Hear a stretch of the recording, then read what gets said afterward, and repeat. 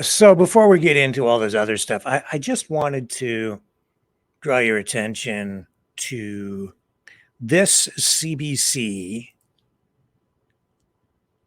news page. All the headlines on the top part of this main news page for CBC television right now focus on electric vehicles. I just have to chuckle as I look at this because the mainstream media has been really all in on this climate change agenda, the electrification of the auto industry. It has been something of a sacred cow for the MSM for a long time. Really, the MSM, mainstream media, has been, in my view, acting like a mouthpiece for government and political activists and environmental activists who have been pushing to electrify the auto industry. But now it seems like we're getting some pushback, and with that, a reality check. The pushback coming because of this massive reality check. As these EVs are coming online, more are rolling out into the actual real world and being used in real world ways.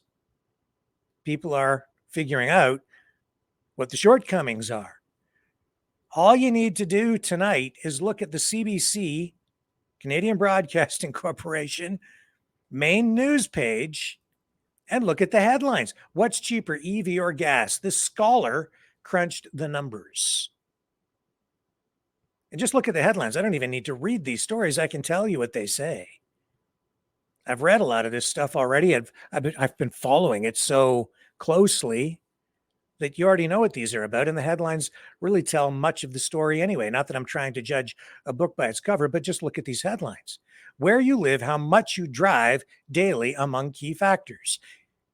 People have been sold this idea that an electric vehicle would end up being less expensive than a gasoline powered vehicle. And that can be true if you're in an area where the government is giving away free electricity, which they have been doing here for some time. In some locations, you can charge your car for free in many areas, but that is coming to an end.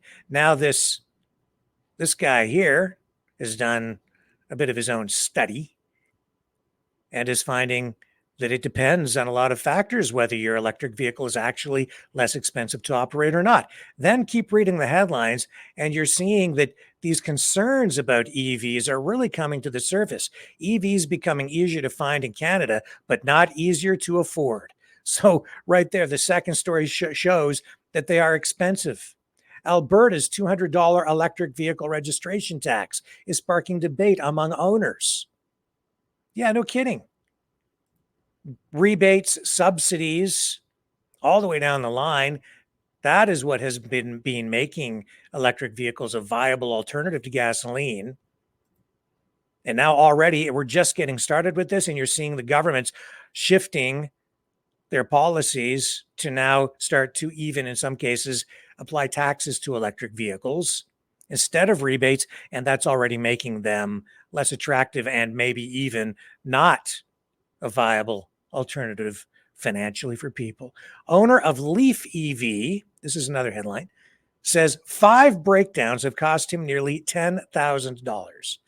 So that's a Leaf. That's like an economy electric vehicle. And this owner, this story, looking at the exorbitant repair costs. What Canada can learn from Norway, the EV capital of the world. This one here, marketplace, same cars, same charge, different prices. EV drivers face inconsistent, unreliable charging network. We've talked about that. Even the CEO of Ford, who drove across the country in an electric vehicle, produced a series of videos highlighting the need for a more robust charging system across the country. Without it, these EVs are not going to be viable.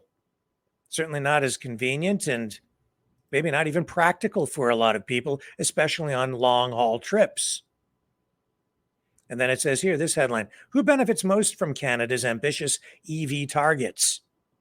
Maybe China. That's what the headline says.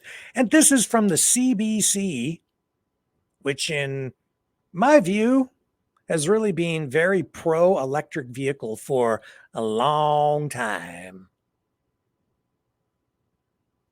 It just shows that we have a long way to go still before these electric vehicles really do present themselves as a viable alternative to internal combustion engine powered cars. Real food for thought there tonight.